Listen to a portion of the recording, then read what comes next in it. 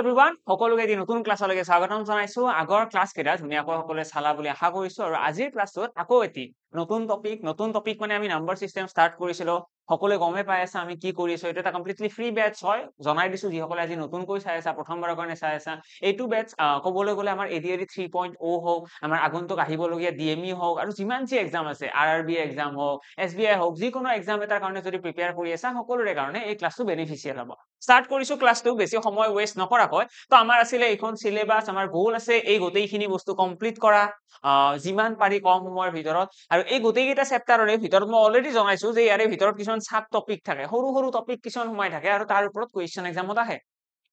আৰু আমি আৰম্ভ কৰিছিলো অলৰেডি আমি আৰম্ভ কৰিছো নাম্বাৰ সিস্টেম আৰু এই নাম্বাৰ সিস্টেম চেপ্টাৰটোতনো কি আছে তো তাৰ ভিতৰত যদি চাবলৈকে ট্ৰাই কৰো আমাৰ এইকেইটা পইণ্ট ইয়াৰে ভিতৰত সোমাই আছে টোটেল 7টা পইণ্ট আছে আৰু এই 7টা পইণ্টক আমি সাব টপিক বুলি ক'ব পাৰো আমি এই 7টা পইণ্টক এই চেপ্টাৰটোৰ মেইন ক'বলৈ গ'লে পাৰ্ট ঠিক আছে এই চেপ্টাৰটো আমি 7টা পাৰ্টত ভগাই থব পাৰো আৰু তাৰ ভিতৰত আমি অলৰেডি যিকেইজনে মোৰ লগত প্ৰথমৰ পৰা আছিলে সকলোৱে গমে পাই গৈছা চাগে ইয়াৰে আমাৰ কি খতম হৈছে আমাৰ বেসিক আন্ডাৰষ্টেণ্ডিং অফ নাম্বাৰস কৈছে আমাৰ ডিভিজিবিলিটি ৰুলছ কমপ্লিট হৈছে ডিজিট কাউন্টিং বেস প্ৰবলেমছ বিলাক খতম হৈছে এতিয়া সাম অফ ডিফাৰেন্ট টাইপ অফ সিৰিজ আজিৰ আমাৰ ক্লাছটোৰ টাৰ্গেট থাকিব এই টপিকটো সাম অফ ডিফাৰেন্ট টাইপস অফ সিৰিজ এই টপিকটো আমি খতম কৰিব লাগে আশা কৰো সকলোৰে লগত আছে সকলোৰে ভাল লাগি আছে লাষ্ট ক্লাছটো ধুনীয়াকৈ বুজি পাইছা যদি কাৰোবাৰ কিবা ডাউটছ আছে লাষ্ট ক্লাছ ৰিগাৰ্ডিং হওক বা আজিৰ ক্লাছটোৰ ৰিগাৰ্ডিং যদি কিবা ডাউটছ থাকে তোমালোকে মোৰ টেলিগ্ৰামত নহলে এটা কমেন্ট বক্সত এবাৰ ডাউটটো কমেন্ট কৰি থৈ দিলে হ'ল নেক্সট ক্লাছ যেতিয়া আহিব তেতিয়া মই সলভ কৰাই দিম সকলোৱে টাইমটো নোট কৰা যে এভৰি ইভিনিং এভৰি মানে উইক মই মোৰ টেলিগ্ৰাম চেনেলটো দি দিম ক্লাছটোৰ লিংকটো লগতে তোমালোকে ইভিনিং 6টা বজাত ইভিনিং 6 PM তোমালোকে এবাৰ ই কুহিপা আমাৰ ইউটিউব চেনেলটো ভিজিট কৰিবলৈ নাপাহৰিবা কাৰণ 6টা বজাত সদায় আমাৰ মেথছৰ এই ক্লাছটো আৰম্ভ হ'ব আৰম্ভ সকলোৱে কৰে সেইটো কথা মই একেলগে জনাই দিও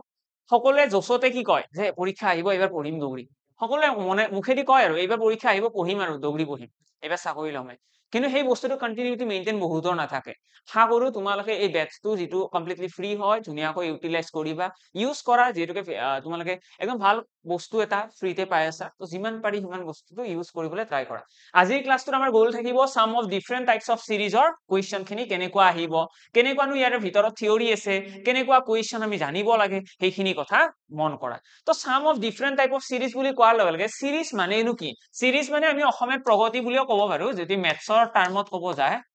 সিৰিজ মানে অসমীয়াত আমি প্ৰগতি বুলি কওঁ এটা প্ৰগতি বুলি কোৱাৰ লগে লগে তোমালোকে চাগে নিশ্চয় শুনিছা ক্লাছ 10ত এটা চেপ্টাৰ আছিলে সমান্তৰ প্ৰগতি আছিলে আমি এই সমান্তৰ প্ৰগতিৰ কথা চাব লাগিব আমি বেলেগ বেলেগ সিৰিজৰ কথা চাব লাগিব তাৰ আগতে আমি কেইটামান ফৰ্মুলা ফালে মন কৰো আমি যেতিয়া সিৰিজৰ কথা কওঁ আমাৰ এনেকুৱা ধৰণৰ এক্সামত কুৱেশ্যন আহে find the sum of the প্ৰথম কুৱেশ্যনটো দেই এইটো হৈছে প্ৰথম 1 নম্বৰ কুৱেশ্যন ইয়াতে কৈছে find the sum of first and natural number এই টাৰ্মটো চাগে তোমালোকে নিশ্চয় শুনিছা এনেকুৱা ধৰণৰ কুৱেশ্যন নিশ্চয় শুনিছা ফাৰ্স্ট এণ্ড নেচাৰেল নাম্বাৰ আমাক যদি কয় যে প্ৰথম nটা স্বাভাৱিক সংখ্যাৰ যোগফল কি হ'ব প্ৰথম nটা স্বাভাৱিক সংখ্যা বুলি কোৱাৰ লগে লগে ইয়াৰ কাৰণে আমাৰ এটা ফৰ্মুলা আহি পৰে অৰ্থাৎ আমাক যদি কয় যে প্ৰথম 5টা স্বাভাৱিক সংখ্যা প্ৰথম nটা নকৈ পেলাই যদি আমাক প্ৰথম 5টা বুলি কয় অৰ্থাৎ n ৰ ভ্যালুটো সাপোজ 5 বুলি কৈ দিলে এটা নেচাৰেল নাম্বাৰ কি হয় স্বাভাৱিক সংখ্যা কি হয় প্ৰথম 5টা স্বাভাৱিক সংখ্যাৰ যোগফল উলিবা এই ক্ষেত্ৰত আমি সকলোৱে জানো যে প্ৰথম 5টা স্বাভাৱিক সংখ্যা হৈছে 1 2 3 4 and 5 হয়নে এই 5টা হৈছে আমাৰ প্ৰথম 5টা স্বাভাৱিক সংখ্যা আৰু এই সংখ্যা কেইটা আমি কি কৰো গটেইকেইটা যোগ কৰিব লাগে আৰু যোগ কৰি পেলাই যেটো आंसर আহিব হেইটোই হৈছে আমাৰ কাৰেক্ট आंसर নহয় জানো তো এইখিনিয়ে কথা আমাক সুধিছে যে প্ৰথম 5টা স্বাভাৱিক সংখ্যাৰ যোগফল উলিবা কিন্তু এক্সামত আমাক যদি প্ৰথম 5টা বুলি কয় নিখনদেহে আমাৰ বহুত সহজ আমি এটো কি কৰিব পাৰো 5 4 9 তাৰপিছত 10 হৈ গল আৰু 15 হৈ গল কাৰেক্ট आंसर 15 আহি গল এইটো আমি মুখেদি যোগ কৰি পেলাও কৰিব পাৰিম কিন্তু এক্সামত যদি আমাক কয় যে প্ৰথম 100টা স্বাভাৱিক সংখ্যা এটা 100টা স্বাভাৱিক সংখ্যাৰ ক্ষেত্ৰত তোমালোকে তো গোটেইখিনি যোগ কৰি থাকিব নোৱাৰিবা নে পাৰিবা নিশ্চয় নোৱাৰা আমি যদি এনেকৈ যোগ কৰিবলৈ যাও 1 2 3 4 5 6 এনেকৈ 100 লৈকে তোমালোকে নিজে ভাবি লোৱা কিমান টাইম লাগিব তো আমি কি কৰো তাৰ কাৰণে এটা ধুনীয়া ফৰ্মুলা এটা ব্যৱহাৰ কৰো আৰু এই ফৰ্মুলাটো হৈছে n whole into n + 1 divided by 2 খাগৰু এই ফৰ্মুলাটো সকলোৱে চাগে আগতে নিশ্চয় শুনিছা তো n whole into n + 1 divided by 2 এইটো হৈ গল আমাৰ ফৰ্মুলা ঠিক আছে আমাক যদি কয় প্ৰথম 5টা স্বাভাৱিক সংখ্যাৰ যোগফল উলিয়া প্ৰথম 5টা বুলি কৈছে ন 5টা সংখ্যাৰ কথা কৈছে অৰ্থাৎ n ৰ ভ্যালুটো 5 হ'ব আৰু n ৰ ভ্যালুটো যদি 5 হয় আমি ইয়াতে n ত কি বহাই দিম 5 5 যোগ 1 6 অৰ্থাৎ এনেকুৱা টাইপৰ ক্যালকুলেশন এটা হ'ব 5 whole into 5 plus 1 divided by 2 ইয়াতে আমি দেখা পাম 5 ৰ লগত 1 যোগ কৰিলে কিমান হ'ব 6 হ'ব অৰ্থাৎ 5 পূৰণ 6 ডিভাইডেড বাই 2 2 ৰে 6 কাটি দিয়া 3 বাৰ যাব 5 3 গুণ 15 আমাৰ ফাইনালি आंसर আহি গ'ল যিটো আমি ইয়াৰে যোগ কৰি চালেও একেই দেখিম ঠিক আছে আশা কৰো সকলোৰে এইখিনিলৈকে বুজি পাই আছা কাৰো একো কনফিউজন নাই এটা কাম কৰিম অহাকালি সকলো ৰেডি থাকিবা অহাকালি এটা ইউটিউব লাইভ লম ঠিক আছে লাইভত যাৰ যি ডাউটস আছে সেইখিনি সুধিব পাৰিবা মই আজি মেনশন কৰি থৈলো এপ্ৰক্সিমেটলি 11টা বজা মানত হৈ যাব 11 am 11টা বজাত এটা লাইভ ক্লাস এটা এটেন্ড কৰিম আৰু সেই লাইভ ক্লাসটো আজিয়ে মই শিডিউল কৰাই দিম তো যি সকলে বিচৰা যে লাইভ ক্লাসৰ কিবা ডাউটস আছে যিকোনো বস্তুৰ ৰিগাৰ্ডিং তোমালোকে ক'ব পাৰা ঠিক আছে তো আমি ইয়াতে গম পালো যদি সিৰিজৰ কথা কয় যেতিয়া আমাৰ সমান্তৰ প্ৰগতিৰ কথা ক'ব যেতিয়া আমাৰ সংখ্যা কিছুমানৰ যোগফল উলিয়াব দিব সেই ক্ষেত্ৰত আমি প্ৰথম nটা স্বাভাৱিক সংখ্যাৰ ক্ষেত্ৰত এই ফৰ্মুলাটো ধুনিয়াকৈ ব্যৱহাৰ কৰিব পাৰো য'ত আমি লিখিছো n whole into n plus 1 divided by 2 কিন্তু ইয়াতে আমাৰ সামৰণি নপৰে এইখিনি আমাৰ আৰম্ভণিহে এইটো হৈছে বেস লেভেলৰ কোৱেশ্চন আমাৰ এক্সামত এনেকুৱাও কোৱেশ্চন দিব find da sum of the square of first and natural number আমাক nটা স্বাভাৱিক সংখ্যাৰ বৰ্গৰ যোগফল উলিয়াব দিব অৰ্থাৎ মই যদি নেক্সট পেজত দেখাবলৈ ট্ৰাই কৰো প্ৰথম কোৱেশ্চনটো আমাৰ কি আছিল প্ৰথম কোৱেশ্চনটো আছিল আমি এনেকুৱা ধৰণৰ 1 যোগ 2 যোগ 3 যোগ এনেকৈ গৈ পেলাই সাপোজ 80 লৈকে দি দিলে যোগ 80 সমান কি হ'ব এইকেইটাক আমি কি বুলি কওঁ এইটোক আমি কওঁ সমান্তৰ প্ৰগতিত থকা বুলি আৰু সমান্তৰ প্ৰগতিত থাকিলে ইহতৰ বা ইহত হৈছে প্ৰথম স্বাভাৱিক সংখ্যা যদি 1 ৰ পৰা আৰম্ভ হয় এইকেইটাক আমি কি বুলি কওঁ প্ৰথম 80টা স্বাভাৱিক সংখ্যা এনেকৈ যদি লিখি যাও প্ৰথম 80টা স্বাভাৱিক সংখ্যা আৰু ইহতৰ যদি আমি যোগফল উলিয়াব লগা হয় আমি সিম্পলি কি কৰিব পাৰিম আমি 80টা স্বাভাৱিক সংখ্যা 80 পূৰণ কি হ'ব 80 ৰ লগত 1 যোগ কৰিলে 81 ডিভাইডেড বাই 2 2 ৰে তোমালোকে 80 কাটি দিয়া 40 আহিব 40 ৰে এইটো মাল্টিপ্লাই কৰিলে ইয়াতে 0 আহি গ'ল আৰু 41 যা 40 0 আহি গ'ল আৰু 8 ৰ লগত পূৰণ কৰিলে 320 320 ৰ লগত 4 যোগ কৰিলে 324 তো 3240 আমাৰ ফাইনাল आंसर আহি গ'ল আশা কৰো ক্লিয়াৰ সকলোৰে ক্লিয়াৰ এইখিনিলৈকে কাৰো একো প্ৰবলেম নাই তো আমি যেতিয়া এনেকুৱা সিৰিজত থকা নাম্বাৰ দেখিম সেই নাম্বাৰ বিলাকৰ যোগফল উলিয়াবলৈ আমাৰ এতিয়া হাতত ধুনিয়া ফৰ্মুলা এটা হাতত আছে সকলোৰে হাতত আছে এতিয়া ফৰ্মুলা আমাৰ হাতত আছে নেক্সট কোৱেশ্চন কি আহিব নেক্সট কোৱেশ্চনটো আমাৰ এক্সামত এনেকুৱা ধৰণৰ কোৱেশ্চন দিব আমাক ক'ব প্ৰথম nটা সংখ্যাৰে যোগফল উলিওৱা মানে প্ৰথম 5টা হোক প্ৰথম 8টা হোক মানে আমাৰ আলটিমেটলি এনেকুৱা ধৰণতে কোৱেশ্চন হ'ব find the sum of first n natural number বুলিয়ে ক'ব স্বাভাৱিক সংখ্যা বুলিয়ে ক'ব কিন্তু ইয়াতে প্ৰথম nটা স্বাভাৱিক সংখ্যা বুলি অকল নকয় ইয়াতে ক'ব প্ৰথম nটা স্বাভাৱিক সংখ্যাৰ স্কয়াৰৰ যোগফল ঠিক আছে মানে সিহঁতৰ বৰ্গ স্কয়াৰ কৰিব লাগিব অৰ্থাৎ আমি যদি ইয়াতে চাও এইবাৰ আমাৰ এনেকুৱা ধৰণৰ কোৱেশ্চনটো আহিব 2 স্কয়াৰ 3 স্কয়াৰ 4 স্কয়াৰ বুজি পালা তো এনেকৈ গৈ পেলাই লাষ্টত সাপোজ মই ইয়াতে দি দিলো 20 স্কয়াৰ এইটো আমাক দি দিব এইবাৰ ক'ব যে এই সংখ্যা কেইটাৰ বৰ্গৰ যোগফল উলিওৱা আৰু যেতিয়া বৰ্গৰ যোগফল বুলি দিব কাৰোবাৰ এনি আইডিয়া ইয়াতেও আমাৰ এটা ধুনিয়া ফৰ্মুলা এটা আছে আমি এনেকুৱা নহয় যে এইকেইটা আমি লাহে লাহে সিম্পলিফাই কৰিলো 1 1 গুণ 1 তাৰপিছত আমি বোলে এনেকৈ সিম্পলিফাই কৰিলো নেক্সট 2 পূৰণ কৰিলো 2 2 গুণ কিমান 2 2 গুণ আমি পালো ইয়াতে 4 3 3 গুণ 9 পালো 4 4 গুণ 16 পালো যোগ এনেকৈ গৈ পেলাই লাষ্টলৈকে কি আহিল লাষ্টলৈকে আহি গ'ল 20 20 গুণ 400 হল এটা এইখিনি যদি আমি যোগ কৰিবলৈ যাও তেতিয়া হলে আমাৰ বহুত টাইম লাগি যাব তো এইটো মেথড আমি একদমই ফলো নকৰো আমি কি কৰিম আমি ইয়াতে এটা ফৰ্মুলা ইউজ কৰিম হেতু হৈছে n whole into n plus 1 whole into twice n plus 1 divided by 6 এই ফৰ্মুলাটো আমি ইউজ কৰিম আৰু অটোমেটিক্যালি আমাৰ আনসাৰটো ওলাই আহিব আশা কৰো বুজি পালা একদম সিম্পল আমি ইয়াৰে কি ফৰ্মুলা ইউজ কৰিম প্ৰথম কোৱেশ্চনত আমাৰ ফৰ্মুলা কি আছিল প্ৰথমটো আছিল আমাৰ n whole into n plus 1 divided by 2 এইখিনি আছিল আমাৰ ফৰ্মুলা আৰু n মানে কি n মানে হৈছে যিমানটা সংখ্যা আমাক যদি কয় প্ৰথম 50টা সংখ্যা আমাক যদি কয় প্ৰথম 100টা সংখ্যা সেই ক্ষেত্ৰত n ৰ ভ্যালুটো 50 100 এনেকৈ আহি থাকিব কিন্তু ইয়াৰে পাছৰ যদি ফৰ্মুলাটোৰ ফালে আহো এই ফৰ্মুলাটোত আমি দেখিছো ইয়াতে n আছে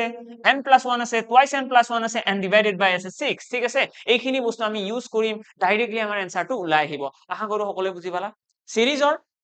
এটা তোমালোকে যি সকলে ধৰি লোৱা অলৰেডি পঢ়ি থৈছা কিছুমানে সময় এটো এক্সপেক্ট কৰিছো যে ভিডিওটো অকমান কাট কৰি থৈছা কাৰণ এইখিনি বস্তু আমি জানো তো তোমালোকক মই জনাব বিচাৰো যে এইখিনিতে সামৰণি নপৰে এৰে পাছত আৰু বহুত বস্তু আছে শিকিব লগা সেই কাৰণে আজি ক্লাসটো ক'বলৈ গ'লে অকল সিৰিজৰ ওপৰত কোনেনো ক্লাস লৈছে সাৰ্চ কৰি চোৱা ইউটিউবত সাৰ্চ কৰি দিয়া অকল সিৰিজৰ ওপৰত ক্লাস আছে জানো কেতিয়াও নাপাবা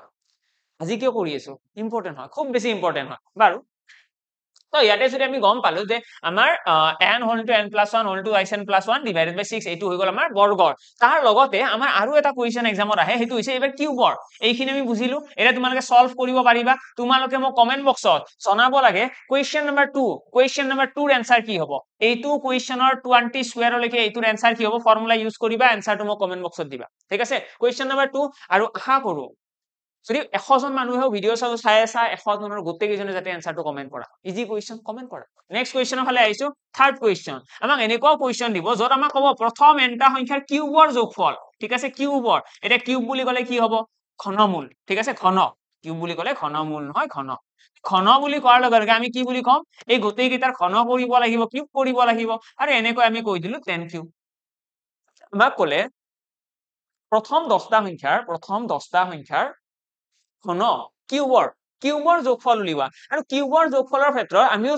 আমি ইয়াতেও কি কৰিম এটা ধুনীয়া ফৰ্মুলা এটা আছে সেইটো আমি ইউজ কৰিম ফৰ্মুলাটো কি হয় ফৰ্মুলাটো মই ইয়াতে লিখি দিছো এনসাৰটো তোমালোকে কমেন্ট কৰিব লাগে ফৰ্মুলাটো হৈছে n whole into n plus 1 divided by 2 whole square এটা তোমালোকে যদি ভালদৰে মন কৰা তোমালোকে দেখিবা যে ফৰ্মুলা এনেকুৱাও নহয় যে বহুত কেইটা ফৰ্মুলা আছে বা ফৰ্মুলা কেইটা বহুত টান তেনেকুৱা নহয় বহুত সিম্পল ফৰ্মুলা হয় কাৰণ চোৱা তোমালোকে প্ৰথম যোনটো প্ৰথমটো মই ইয়াতে লিখি দিছো হাইড্ৰট ফৰ্মুলাটো যাতে তোমালোকৰ নোটছ খিনি ভালকৈ থাকে আৰু পিডিএফ টো মই মোৰ টেলিগ্ৰাম চেনেলত দি দিম ঠিক আছে পিডিএফ টো তোমালোকে তাত পাই যাবা তো চিন্তা নাই তো আমি প্ৰথমতে দেখিছিলো n whole into n plus 1 divided by 2 হয়নে তাৰে পিছৰটো তোমালোকে চোৱাছো সেইখিনি বস্তু আছেই লগতে এক্সট্ৰা কৈ আহিছে 2 n plus 1 আৰু তলৰ এইবা 6 আহিছে আৰু ইয়াতে যদি চোৱা ইয়াতে ফৰ্মুলাটো সেম হুবহু একে কেৱল ইয়াতে এটা স্কয়াৰ আছে ওপৰত ডান সাগৰো বুজি পালা কাৰো এতিয়ালৈকে একো প্ৰবলেম নাই তো এইখিনি হৈ গল আমাৰ এই তিনিটা ফৰ্মুলাৰ সলিউশন আমাক যদি বৰ্গৰ যোগফল বুলি কয় আমাক যদি ঘনৰ যোগফল বুলি কয় আৰু আমাক যদি সংখ্যা কেইটাৰ নৰমাল যোগফল বুলি কয় তেতিয়া হলে আমি আনসাৰ কি দিম এইখিনি আনসাৰ দিম আশা কৰো যদি এনেকুৱা ধৰণৰ কোৱেশ্চন আহে তোমালোকে পাৰিবা এতিয়াহে আমাৰ ক্লাছটো আমাৰ ইন্টেন্সৰ ফালে যাব এতিয়াহে আমি ক্লাছটোৰ এটা নতুন বস্তু শিকিবলৈ গৈ আছো এৰিথমেটিক প্ৰগ্ৰেছন হাৰমনিক প্ৰগ্ৰেছন জিওমেট্ৰিক প্ৰগ্ৰেছন কিনো হয় ওকে তো আমি এতিয়া স্টাৰ্ট কৰি দিও আমাৰ নেক্সট টাইপ অফ প্ৰগ্ৰেছন বিলাকৰ কথা তো আমি মেইনলি ইয়াতে শিকিব গৈ আছো আজি এৰিথমেটিক প্ৰগ্ৰেছন কিনো হয় এৰিথমেটিক প্ৰগ্ৰেছন ফাৰ্স্টলি মই একেটা গোটেই কেইটাৰে ব্ৰিফলি কি হয় বস্তুটো হেতু দেখাই দিছো দেন আমাৰ আহিব জিওমেট্ৰিক প্ৰগ্ৰেছন আৰু এটা আহিব আমাৰ হাৰমনিক প্ৰগ্ৰেছন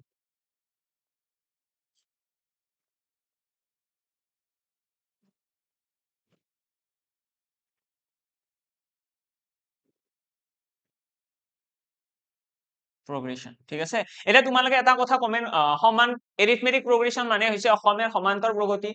জিওমেট্ৰিক প্ৰগ্ৰেছন মানে হৈছে গুণোত্তৰ প্ৰগতি ঠিক আছে সমান্তৰ প্ৰগতি গুণোত্তৰ প্ৰগতি আৰু লগতে হাৰমনিক প্ৰগ্ৰেছনটো কি হয় তোমালোকে কমেন্ট বক্সত জনাব লাগে ঠিক আছে সকলোৱে যিকেইজনে জানা কমেন্ট বক্সত এবাৰ অসমীয়াটো জনাই দিবা হাৰমনিক প্ৰগ্ৰেছন মানে হয় কি নেক্সট আমি আহিছো এৰিথমেটিক প্ৰগ্ৰেছন তো কেনেকুৱা দেখিবলৈ কেনেকুৱা ইয়াৰে একদম কি ফিচাৰ্স কি একদম মেইন বেসিক ফান্ডামেন্টাল কি আমি কেনেকৈ গম পাম যে এই প্ৰগ্ৰেছনটো বা কিছুমান সংখ্যাৰ যেটো সিৰিজ আছে এই সিৰিজটোক আমি প্ৰগতিটোক আমি কেনেকৈনো গম পাম যে এইটো এটা সমান্তৰ প্ৰগতিত আছে নহলে কেনেকৈনো গম পাম এইটো এটা গুণোত্তৰ প্ৰগতিত আছে তাৰ কাৰণে খুব ইজি টেকনিক এটা আছে সেইটো হৈছে আমাৰ এটা সাপোজ আমি ইয়াতে সংখ্যা কেইটামান দি দিলো মই ইয়াতে লিখি দিলো 5 ইয়াতে মই কৈ দিলো 8 ইয়াতে মই কৈ দিলো 11 ইয়াতে কৈ দিলো 14 ইয়াৰে পিছত নেক্সট কি হ'ব এইটো হৈছে এটা সমান্তৰ প্ৰগতি তো ইয়াতে যদি তোমালোকে মন কৰা তোমালোকে দেখিবা গোটেইবিলাক সংখ্যাৰ মাজৰ গ্যাপ কিমান আছে 3 +3 হয়নে তাৰ পিছত 8 আৰু 11 মাজত কি আছে আকৌ +3 11 আৰু 14 মাজত কি আছে ইয়াতেও +3 আছে হয়নে গোটেই কেইটাৰ লগত কি হৈ আছে 3 এটা যোগ হৈ আছে যদি যদি কিছুমান সংখ্যাৰ মাজত এই মাজৰ যেটো গ্যাপ আছে এই গ্যাপটো যদি সমান হয় তেতিয়া হলে হেতু কি বুলি কয় সমান্তৰ প্ৰগতিত থকা বুলি কয় ঠিক আছে এটো হৈছে সমান্তৰ প্ৰগতিৰ একদম বেসিক ফান্ডামেন্টাল আমি কেনেকৈ গম পাম যে এটো সমান্তৰ প্ৰগতিত আছে যদিহে হিয়তৰ পাৰ্থক্যবিলাক কি হয় সমান হয় ঠিক তেনেদৰে যদি গুণোত্তৰ প্ৰগতিৰ কথা কও ইয়াতে অকনমান ডিফাৰেন্ট ইয়াতে কি হ'ব ইয়াতে যদি মই কও প্ৰথমতে এটা সংখ্যা দি দিলো 5 ঠিক আছে তাৰ পিছত আমাৰ নেক্সট আহি গল সাপোজ 10 লিখি দিলো ইয়াতে ঠিক আছে এইবাৰ আহি যাব 40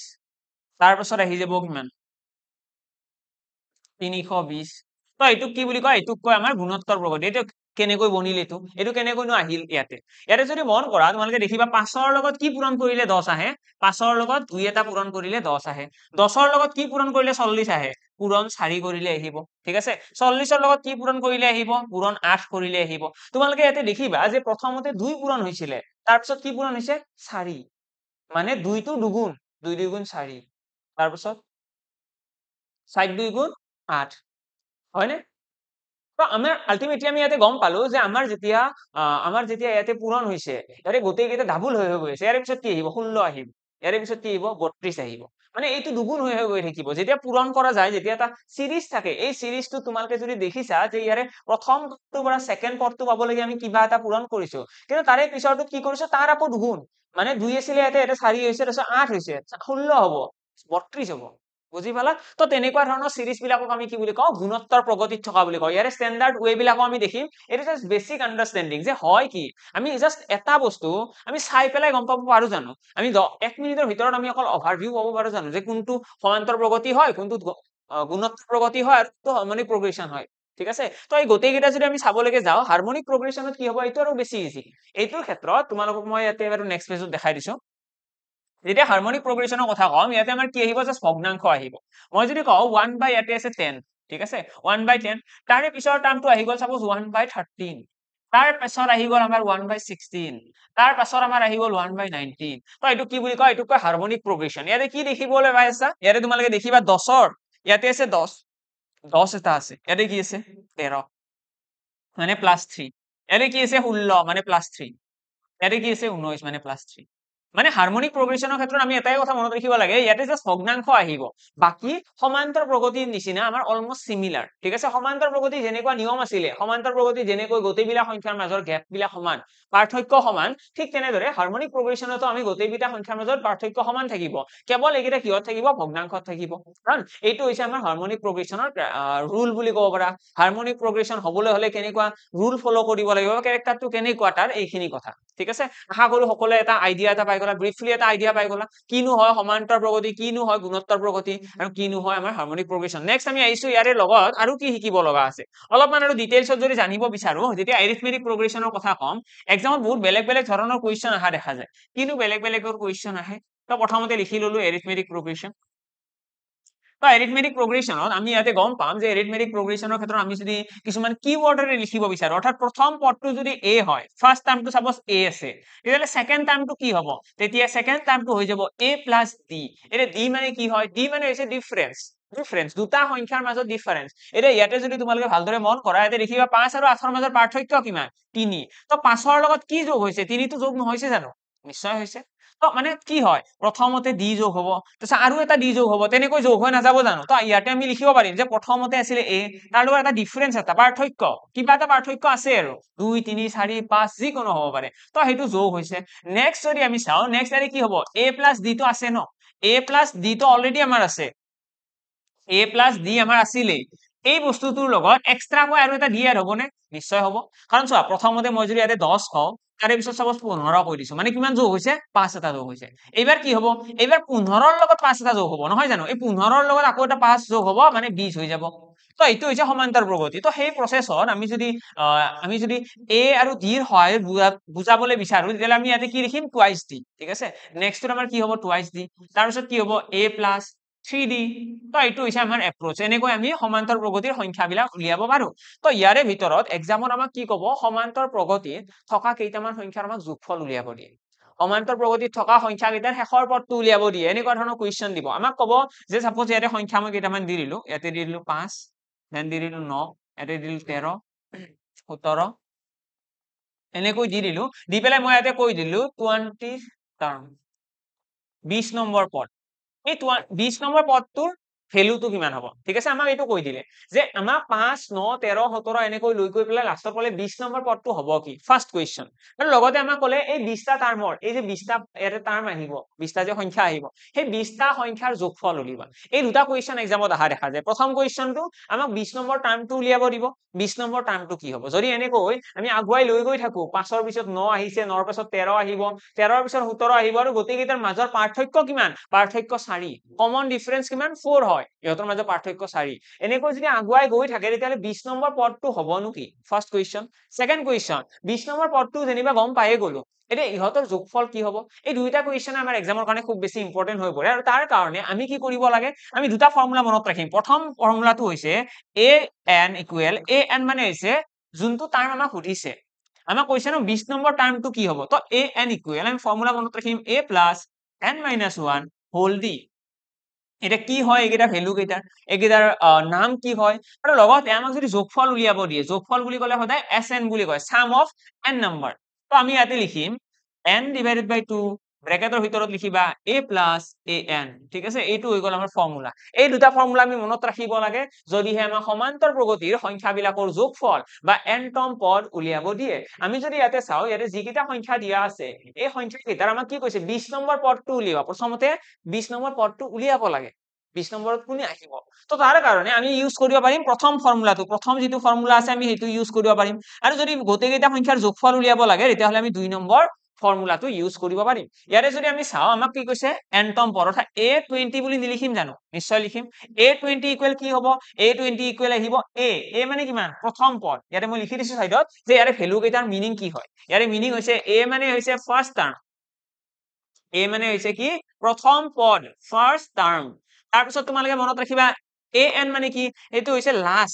লাষ্ট টাৰ্ম শেষৰ পদটো শেষত ইয়াতে কোন আছে একদম শেষৰ পদটো কোন 20 নম্বৰ পদটো তো সেইকাৰণে এইটো লাষ্ট টাৰ্ম বুলি কয় ঠিক আছে 20 নম্বৰ পদ তাৰপিছত আহিব SN মানে হৈছে যোগফল গম পায়ে গলা সকলোৱে n মানে হৈছে টাৰ্ম কিমান নম্বৰ টাৰ্ম নং অফ টাৰ্ম বুলি ক'ব পাৰা কিমান নম্বৰ পদ এইটো কিমান নম্বৰ সংখ্যা এইটো কথা আৰু লগতে d মানে হৈছে কমন ডিফাৰেন্স d মানে কি d মানে হৈছে কমন ডিফাৰেন্স এইখিনি হৈ গ'ল আমাৰ ফৰ্মুলাৰ কি আছে ভিতৰত এইখিনি বস্তু মই ইয়াতে লিখি দিলো এইখিনি সকলোৱে গম পাই গলা এতিয়া আমি কি কৰিব লাগে 20 নম্বৰ টাৰ্মটো উলিয়াব লাগে অৰ্থাৎ a20 ঠিক আছে 20 নম্বৰ টাৰ্ম আমি জেনাৰেলি যেতিয়া পদবিলাক লিখো আমি এনেকৈ লিখো a 1 নম্বৰ a2 a3 ঠিক আছে a4 মানে এনেকুৱা টাইপৰ আমি টাৰ্ম বিলাক লিখি যাও আৰু তাৰে ভিতৰত আমাক 20 নম্বৰটো লাগে তো a20 লিখিছো এটা a20 উলিয়াবৰ কাৰণে প্ৰথমতে a ৰ ভ্যালুটো বহাব লাগিব a মানে কি a মানে হৈছে 5 n মানে কি n মানে হৈছে 20 হয় না নাই তো 5 লিখিলো যোগ 20 লিখিলো -1 লিখিলো আৰু ইয়াতে d কিমান আহিব d ৰ ভ্যালুটো ইয়াতে কিমান আছে 4 কাৰণ ইহতে ডিফাৰেন্স কিমান এটোকে কয় ন কমন ডিফাৰেন্স গোটেইকেইটা সংখ্যাৰ মাজৰ পাৰ্থক্য কিমান তো পাৰ্থক্য হৈছে 4 টো লিখি দিলো এইখিনি তোমালোকে সলভ কৰিলে দেখিবা কিমান আহিব c ৰ পৰা 4 গলে 76 আৰু 5 এড কৰিলে কিমান হ'ব 81 তো 81 আমাৰ কাৰেক্ট आंसर আহি গল এইটো হৈছে আমাৰ n20 নম্বৰ টাৰ্ম 20 নম্বৰ পদটো আমাৰ কি হ'ব 81 যদি 20 নম্বৰ টাৰ্মটো আমি গম পায়ে যাও আমি লগে লগে যোগফল উলিয়াব নোৱাৰিম জানো নিশ্চয় পাৰিম যোগফলৰ কাৰণে কি কৰিম SN এটা n ৰ ভ্যালু কি হ'ব n ৰ ভ্যালু আহিব ইয়াতে 20 কাৰণ 20টা সংখ্যাৰ যোগফল ওলাইছে ন আমি 20টা সংখ্যাৰ যোগফল ওলাইছো তো সেইকাৰণে n ৰ ভ্যালুটো আহি যাব S20 আৰু নেক্সট আমি কি কৰিম n ৰ ভ্যালুটো আহি যাব 20 ডিভাইডেড বাই 2 ব্ৰেকেটৰ ভিতৰত আহিব a plus an a মানে হৈছে 5 an মানে হৈছে 81 এইখিনি যদি আমি যোগ কৰি দিও আমি কিমান দেখা পাম এইটো হল 86 আৰু ইয়াতে 10 আহিব অৰ্থাৎ 860 এইটো হৈ গল আমাৰ কাৰেক্ট आंसर তো এক্সামত আমাৰ এই দুটা সিচুৱেচনৰ কোৱেশ্চন আহিব পাৰে আশা কৰো মই এখন স্লাইডতে গোটেইখিনিৰে তোমালোকক অকনমান আইডিয়া দিবলৈ সক্ষম হৈছো আৰু গোটেইখিনি তোমালোকে ধুনীয়াকৈ বুজি পালা যদি কাৰোবাৰ কিবা ডাউটস থাকে টেলিগ্ৰামত হওক নহলে কমেন্ট বক্সত হওক এবাৰ নহয় এবাৰ জনাবা আৰু যদি বুজি পালা ভিডিওটো লাইক আৰু অলপমান শেয়াৰ কৰি দিবা ঠিক আছে অকনমান শেয়াৰ কৰি দিবা আৰু যিহেতুকে ইমানখিনি কষ্ট কৰি আছো তো ইয়াতে আমি দেখিলো ইয়াতে যিমান কেইটা টাৰ্ম আছে গোটেই কেইটা টাৰ্ম সমান্তৰ প্ৰগতিত আছিল সমান্তৰ প্ৰগতি থাকিলেহে এইখন স্লাইডৰ ফালে আমি আহিম সমান্তৰ প্ৰগতিত থকা বুলি কেনেকৈ গম পাম যদিহে সেই সংখ্যাবিলাকৰ মাজৰ পাৰ্থক্যটো সেম হয় আৰু পাৰ্থক্যটো সেম হলে আমাৰ দুটা ফৰ্মুলাৰ প্ৰয়োজন হ'ব এটা হৈছে আমাৰ nতম পদ মানে 20 নম্বৰ পদটো কি হ'ব এটা তোমালোকে কোৱেশ্চনৰ এনসাৰ কৰিব লাগে এইটো হৈছে কোৱেশ্চন নম্বৰ 3 তোমালোকক এতিয়ালৈকে মই দুটা কোৱেশ্চন অলৰেডি দিয়া আছিল ন ইয়াতে 2 and 3 দুটা কোৱেশ্চন মই দি থৈ দিছিলো 2 নম্বৰ কোৱেশ্চনৰ এনসাৰটো তোমালোকে কমেন্ট বক্সত কমেন্ট কৰিবা দেন তোমালোকৰ নেক্সট কোৱেশ্চন থাকিব কোৱেশ্চন নম্বৰ 3 তাৰ পাছত তোমালোকৰ এতিয়াৰ হোমৱৰ্কটো হৈছে কোৱেশ্চন নম্বৰ 4 তো কোৱেশ্চন নম্বৰ 4 তোমালোকৰ হ'ব তোমালোকে ক'ব লাগে যদি এইকিটা এইটো নহয় দেই সৰি নেক্সট আহিছো এইটো নহয় এইটো ওকে কোৱেশ্চন নম্বৰ 4 তো কোৱেশ্চন নম্বৰ 4 তোমালোকে কমেন্ট বক্সত জনাবা যে যদি হে এইটো এটা সমান্তৰ প্ৰগতি সিৰিজ হয় তেতিয়ালে এই সিৰিজটোৰ আমাৰ 40 নম্বৰ টাৰ্ম কি হ'ব 14th টাৰ্ম 40 নম্বৰ পদটো কি হ'ব আৰু 40 নম্বৰ টাৰ্মটো আমি গম পোৱাৰ পাছত তোমালোকে উলিয়াব লাগে প্ৰথম 40টা সংখ্যাৰ যোগফল কিমান হ'ব তোমালোকে কমেন্ট বক্সত কমেন্ট কৰিবা যে a20 জায়গাত কি হ'ব এবাৰ a40 তোমালোকে a40 উলাব লাগে আৰু লগতে s40 উলাব লাগে যে 40টা পদৰ যোগফল কিমান হ'ব এই দুইটা বস্তু তোমালোকে উলাবা আৰু কমেন্ট বক্সত কমেন্ট কৰিবা ঠিক আছে কোৱেশ্চন নম্বৰ 4 তোমালোকৰ হৈ গল তো এই দুটা কোৱেশ্চন তোমালোকে কমেন্ট কৰিবা নেক্সট তোমালোকৰ আহিছো আৰু এতিয়া কি আহিব এতিয়া আহিব জিওমেট্ৰিক প্ৰগ্ৰেশন হয় কি এতিয়া জিঅমেট্ৰিক প্ৰগ্ৰেশ্যন বুলি কোৱাৰ লগে লগে আমি মেইনলি গুৰুত্ব দিওঁ এনেকুৱা টাৰ্ম বিলাকত য'ত প্ৰথমটো আহিব a, তাৰপিছত আহিব a r, ঠিক আছে, a r, তাৰপিছত আহিব a r স্কয়াৰ, তাৰপিছত আহিব a r কিউব। এতিয়া এইটোক যদি আমি যদি অলপমান নাম্বাৰিঙত চাওঁ, এইটো কেনেকুৱা হ'ব চাবা। প্ৰথম পদটো মই কৈ দিলো সাপোজ 5, তাৰে পিছত মই 2 পূৰণ কৰিলো, 5ৰ লগত 2 পূৰণ কৰিলে কি হ'ব 10। মানে কথাটো এনেকুৱা নহয় জানো, 5ৰ লগত 5 পূৰণ 2 কৰিলো, হয়নে, a into r, মানে r হৈছে ইয়াৰে যিটো আমাৰ পূৰণ হ'ব, ঠিক আছে, ফেক্টৰ যিটো পূৰণ হৈ গৈ আছে। তাৰপিছত আমি যদি কওঁ a r স্কয়াৰ, এইটো জেগাত কি হ'ব, এবাৰ হ'ব 5 into, ইয়াতে প্ৰথমবাৰ 2 পূৰণ কৰিছো ন, এবাৰ কি কৰিম 4, হয়নে, প্ৰথমতে 2 পূৰণ কৰিছো, এবাৰ 4 পূৰণ কৰিম। মই অলৰেডি তোমালোকক দেখাই দিছিলো ইয়াতে যে আমি যেতিয়া জিঅমেট্ৰিক প্ৰগ্ৰেশ্যনৰ কথা কওঁ, তাত আমি প্ৰথমতে যদি 2 পূৰণ কৰো, তাৰপিছত 4 পূৰণ কৰিম, তাৰপিছত 8 পূৰণ কৰিম ন, এনেকৈ যাই থাকিম। আৰু এইটো যদি সিৰিজ সঁচাকৈ কাৰেক্ট হয়, তেতিয়াহ'লে আমি ইয়াতে কি লিখিছো, ইয়াতে 4 লিখিছো, তাৰপিছত আমি কি লিখিম, তাৰপিছত আমি লিখিম ইয়াতে 8 লিখিম। আৰু এইখিনি বস্তুকে আমি অকনমান যদি বেলেগকৈ ৰিপ্ৰেজেন্ট কৰিব বিচাৰো, যে চোৱা 4 মানে কি, 4 মানে হৈছে 2 স্কয়াৰ, নহয় জানো, 4 মানে 2 স্কয়াৰ, 8 মানে কি, 8 মানে হৈছে 2 কিউব,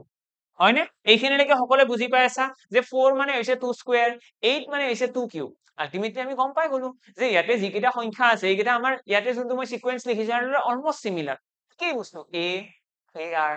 কিবা এটা টাৰ্ম পূৰণ হৈছে, তাৰপিছত কি হ'ব স্কয়াৰ পূৰণ হ'ব, এইটো টাৰ্মৰ স্কয়াৰ, কিউব, এনেকৈ যাই থাকিব নে নাই, নিশ্চয় থাকিব। তো আমাৰ যিকোনো এটা সংখ্যাৰ যেতিয়া আমি জিঅমেট্ৰিক প্ৰগ্ৰেশ্যনৰ কথা কওঁ, তাত যেতিয়া সিকোয়েন্সটো আহিব এনেকৈ স্কয়াৰ হৈ কিউব হয়, তাৰপিছত 4 আহিব, ঠিক আছে, ইয়াৰে পিছত কি আহিব a r to the power 4, clear, তাৰপিছত কি আহিব a r to the power 5। তো এনেকৈ আগবাঢ়ি গৈ থাকিব, এইটোৱে হৈছে আমাৰ জিঅমেট্ৰিক প্ৰগ্ৰেশ্যনৰ ফান্ডামেন্টেল ৰুল বুলিও ক'ব পাৰা। এতিয়া যদি আমি যদি ইয়াৰে আৰু এটা ৰেচিঅ'ৰ কথা চাওঁ, ইয়াতে যোনটো r আছে, এই r টোক মেইনলি আমি কি বুলি কওঁ, ৰেচিঅ' বুলি কওঁ, ঠিক আছে। এতিয়া r যিটো আছে এইটোক আমি ৰেচিঅ' বুলি কওঁ। এতিয়া r ৰ আমি যদি অলপমান ৰিলেশ্যনৰ কথা চাবলৈ যাওঁ, ইয়াতে আমাক nতম টাৰ্ম উলিয়াব দিব জানো। যদি আমি ইয়াৰে আগৰ কুৱেশ্যনটোৰ লগত তুলনা কৰো, ইয়াৰে আগতে আমি সমান্তৰ প্ৰগতিত অলৰেডি nতম পদ অৰ্থাৎ 20 নম্বৰ পদটো কি হ'ব, লগতে যোগফল কি হ'ব, তাৰ কাৰণে ধুনীয়াকৈ আমি দুটা ফৰ্মুলা মনত ৰাখি থৈ দিছো। ঠিক তেনেদৰে ইয়াতেও আমাৰ দুটা ফৰ্মুলা আহিব। আমাক যদি কয় ইয়াতে nতম পদ উলিওৱা, অৰ্থাৎ টাৰ্ম n নম্বৰ tn, nতম টাৰ্ম যদি এনেকুৱা টাইপত উলিয়াব দিয়ে, আমি কি মনত ৰাখিম a, চোৱা এতিয়া nতম বুলি কৈছে ন, আমাক চোৱা, আমাক যেতিয়া কৈছিলে প্ৰথম পদ, তেতিয়া আমাৰ ইয়াতে কি আছিলে, r আছিলে জানো, r নাই। যেতিয়া আমাক সেকেন্ড বুলি কৈছে r1 আহিছে, অৰ্থাৎ আমি ইয়াতে কি মনত ৰাখিম a r to the power n-1, এইটো হৈ যাব আমাৰ nতম পদৰ ফৰ্মুলা, ঠিক আছে, nতম পদৰ ফৰ্মুলা। এতিয়া r টো কেনেকৈ গম পাম, এটা যিকোনো এটা কুৱেশ্যনত আমি r টো উলিয়াম কেনেকে, তো r ৰ কাৰণে তোমালোকে মনত ৰাখিবা t2 divided by t1, অৰ্থাৎ t2 divided by t1 মানে হৈছে টাৰ্ম 2, যেতিয়া আমি টাৰ্ম 1 এৰে হৰণ কৰিম, তেতিয়া r ৰ ভ্যালুটো ওলাই আহিব। ওকে, এটা তোমালোকে দেখিলেও গম পাবা, যদি মই a r এইটোক যদি আমি a ৰে যদি হৰণ কৰি দিওঁ, কি ৰৈ যাব, r আহি নাযাব জানো, নিশ্চয় আহিব। তো এই সেম প্ৰসেসত আমি ইয়াতে মনত ৰাখিম, যদিহে আমাক r ৰ ভ্যালুটো উলিয়াব লগা হয়। সাপোজ মই ইয়াতে এটা সংখ্যা কৈ দিলো, ইয়াতে তোমালোকে সংখ্যা কেইটা অলৰেডি দেখিছা যে এই যিকেইটা সংখ্যা আছে, এই সংখ্যা কেইটাৰ মোক এতিয়া r ৰ ভ্যালুটো লাগে, যে কিনো ইয়াতে পূৰণ হৈ আছে, কেনেকৈ গম পাম। তাৰ কাৰণে আমি কি কৰিব লাগে, এই 2 নম্বৰ পদটো দেখিছা 10, 10ক তোমালোকে 5ৰে হৰণ কৰিব লাগে। হৰণ কৰিলে কি দেখা পাবা, 10ক যেতিয়া 5ৰে হৰণ কৰিম 2 এটা পাম। ঠিক তেনেদৰে যদি 40ক আমি 10ৰে হৰণ কৰো 4 এটা পাম। সাগৰ বুজি পালা। তো আমি কি কৰিব লাগে, 2 নম্বৰ যিটো টাৰ্ম আছে, তাক প্ৰথম টাৰ্মটোৰে যেতিয়া হৰণ কৰি দিম, আমাৰ r ৰ ভ্যালুটো ওলাই আহিব, ঠিক আছে, যোনটো ৰেচিঅ' ইয়াতে আছে, ৰেচিঅ'টো আমাৰ ওলাই আহিব। তো ইয়াতে আমি r ৰ ভ্যালুটো উলিওৱাৰ কাৰণে কি কৰিম, সেকেন্ড টাৰ্মক ফাৰ্স্ট টাৰ্মেৰে হৰণ কৰিম। তাৰ পাছত যদি nতম টাৰ্ম উলিয়াব দিয়ে, আমি কি ফৰ্মুলা মনত ৰাখিম, a r to the power n-1। ঠিক তেনেদৰে যদি আমাক সাম উলিয়াব দিয়ে, যদি আমাক কৈ দিয়ে যে আমাৰ এই nটা পদৰ যোগফল উলিয়াব লাগে, সাম কি হ'ব, তো সামৰ কাৰণে কি কৰিবা, t s n কৈ দিলো, সাম অফ বা ts কৈ দিয়া তোমালোকে, টাৰ্ম s n কৈ দিলে বেছি ইজি হ'ব ন, s n এ কৈ দিলো, sum of n term, sum of n term বুলি এইটো আমাক এক্সামত উলিয়াব দিয়ে, আমি কি কৰিম, ইয়াতে ফৰ্মুলাটো অলপমান ডিফাৰেন্ট আহিব। Sn ইকুৱেল হ'ব r to the power n-1 divided by r-1, আৰু ইয়াতে তোমাৰ আগত আহিব a, ঠিক আছে। এইখিনি হৈ গ'ল আমাৰ Sn। যদি আমাক যোগফল উলিয়াব দিয়ে গুণোত্তৰ প্ৰগতিৰ, তেতিয়াহ'লে আমাৰ ফৰ্মুলা আহি যাব এইটো। মনত কি ৰাখিব লাগে যে r ৰ ভ্যালুটো কেতিয়াও আমাৰ একোৰ সমান হ'ব নোৱাৰে, ঠিক আছে, r not is equal to 1, r যদি 1 ৰ সমান নহয়, তেতিয়াহ'লে এই ফৰ্মুলাটো ভ্যালিড আৰু এই ফৰ্মুলাটো আমি ইউজ কৰিব পাৰিম। আমাৰ গুণোত্তৰ প্ৰগতিৰ বাৰু কুৱেশ্যন খুব বেছি আহা দেখা নাযায়, বাট ষ্টিল আমি অলপমান জানি থোৱাটো ভাল, যদি কিবা কোনো এক্সামত কুৱেশ্যন এৰাইজ হয় আমি যাতে কৰিব পাৰো। এইটো হৈছে গুণোত্তৰ প্ৰগতিৰ স্থান আৰু গুণোত্তৰ প্ৰগতিৰ নাম্বাৰ অফ টাৰ্ম। এইটো তোমালোকে মেইনলি ফকাস কৰিবা, এনেকুৱা ধৰণৰ কুৱেশ্যন আহিব পাৰে য'ত আমাক n টো টাৰ্মটো উলিয়াব দিলে। আমাক মই যদি তোমালোকক কুৱেশ্যন কৰো, তোমালোকে এইটোত কৰিব লাগে যে এইটো কুৱেশ্যন যদি এইটো এটা গুণোত্তৰ প্ৰগতি সিৰিজ হয়, তেতিয়াহ'লে তোমালোকে ইয়াৰে 7 নম্বৰ টাৰ্মটো উলিয়াব লাগে, 7th টাৰ্ম। 7 নম্বৰ টাৰ্মটো কি হ'ব, এইটো হৈছে তোমালোকৰ next question, 5 number question. Question number 5, তোমালোকে এইটো সিৰিজৰ 7 নম্বৰ টাৰ্মটো কি হ'ব উলিয়াব লাগে, আৰু সেই 7 নম্বৰ টাৰ্মটোলৈকে যিকেইটা সংখ্যা হ'ব সেই সংখ্যাকেইটা তোমালোকে যোগফলটো উলিয়াব লাগে। এইটো হৈছে আমাৰ সাম উলিয়াব লাগে 7 নম্বৰ টাৰ্মটোলৈকে, আৰু লগতে 7 নম্বৰ টাৰ্মটো হ'বনো কি সেইটো তোমালোকে উলিয়াব লাগে। এইখিনি হৈ গ'ল আমাৰ সিৰিজৰ কুৱেশ্যন। আৰু সিৰিজৰ ইয়াৰে হাৰমনিক প্ৰগ্ৰেশ্যনৰ বাৰু তেনেকুৱা কুৱেশ্যন নাহে, সো চিন্তা কৰিব লগা কথা নাই। নেক্সট থাকিল আমাৰ ইয়াৰে বাহিৰত আৰু সিৰিজত তোমালোকে চাব লগাও নাই। নেক্সট আৰু কেইটামান সিৰিজ আছে ৰেন্ডমলি সিৰিজ, সেই ৰেন্ডম সিৰিজ কেইটাৰ কুৱেশ্যন আমি যেতিয়া সিম্পলিফিকেশন কৰিম তেতিয়া আমি আলোচনা কৰিম। আশা কৰো ক্লাসটো বেনিফিচিয়েল হ'ব। ইয়াতকৈ বেছি আমি যদি পঢ়িবলৈ যাওঁ সেইটো কোনো এটা এক্সামৰ কাৰণে প্ৰয়োজন নহয়, কাৰণ আমি পঢ়ি লাভ নাই। এইখিনিতে আমি বন্ধ কৰিব পাৰো আমাৰ সিৰিজৰ যোনটো সিৰিজৰ আজি টপিক আছিলে, এই সিৰিজটো এইখিনি সাফিচিয়েন্ট। তোমালোকে এইকেইটাৰ সমান্তৰ প্ৰগতিটো একচুয়ালি বহুত বেছি ইম্পৰ্টেন্ট, ইয়াৰে এই তিনিটা টাৰ্ম বহুত বেছি ইম্পৰ্টেন্ট, আৰু লগতে গুণোত্তৰ প্ৰগতিটো অকনমান তোমালোকে চাই থোৱাটো ইম্পৰ্টেন্ট। লগতে তোমালোকে হাৰমনিক প্ৰগ্ৰেশ্যনটো মই কিয় দেখাই দিলো, এক্সামত এনেকুৱা কুৱেশ্যন হ'ব পাৰে যে তলৰ এটা সিৰিজ এটা দি দিলে, এই সিৰিজটো এটা তলৰ কোনটো সৈতে সঁচা বা এনেকুৱা টাইপত কিবা এটা মিলাই দি দিলে কুৱেশ্যনটো, ঠিক আছে। অপচনত তোমালোকক দি দিলে সমান্তৰ প্ৰগতি, গুণোত্তৰ প্ৰগতি আৰু হাৰমনিক প্ৰগ্ৰেশ্যন, এই তিনিটা দি দিলে, এৰিথমেটিক, জিঅমেট্ৰিক আৰু হাৰমনিক। তো এই তিনিটাৰ ক্ষেত্ৰত তোমালোকৰ আইডিয়া এটা থাকিব লাগিব যে হয়নো কি এইকেইটা সিৰিজ, ঠিক আছে। তো সেই কাৰণে আমি তিনিটা সিৰিজৰ কথা অকনমান আলোচনা কৰিলো। আজিৰ ক্লাছটোত আমাৰ সাম অফ ডিফাৰেন্ট টাইপ অফ সিৰিজৰ কথা কমপ্লিট হ'ল। যোগফল উলিয়াব দিলে আমি পাৰিম এতিয়া। নেক্সট আমাৰ আহিব ইউনিট ডিজিট কনসেপ্ট। এটা ইউনিট ডিজিট কনসেপ্টটো আমাৰ নেক্সট ক্লাছত থাকিব, আৰু লগতে যদি পসিবল হয় আমি নেক্সট ক্লাছত ৰিমাইন্ডাৰ থিওৰেমৰ কথাও আলোচনা কৰিম। আৰু যেহেতুকে নেক্সট ক্লাছত আমি লাইভ এটেন্ড কৰি আছো, তো লাইভত সকলোৱে জয়েন কৰিবলৈ নাপাহৰিবা। মৰ্নিং মোষ্ট প্ৰবাবলি 11টা বজাত হ'ব, আৰু আজি আৰু নেক্সট যেতিয়া আমাৰ ক্লাছ আপলোড হ'ব সেইটো বাৰু আমাৰ 6 PM হ'ব। এই দুইটা বস্তু মই জনাই থৈ দিলো। কাৰোবাৰ কিবা ডাউটছ আছে, কিবা পাৰ্সোনালি সুধিব লগা কথা থাকে, তেতিয়াহ'লে মোৰ টেলিগ্ৰামত গৈ পেলাই তোমালোকে জনাব পাৰা। লগ পাম এদিন নতুন ক্লাছত সকলোকে অহাকালি লাইভত। Thank you and bye by.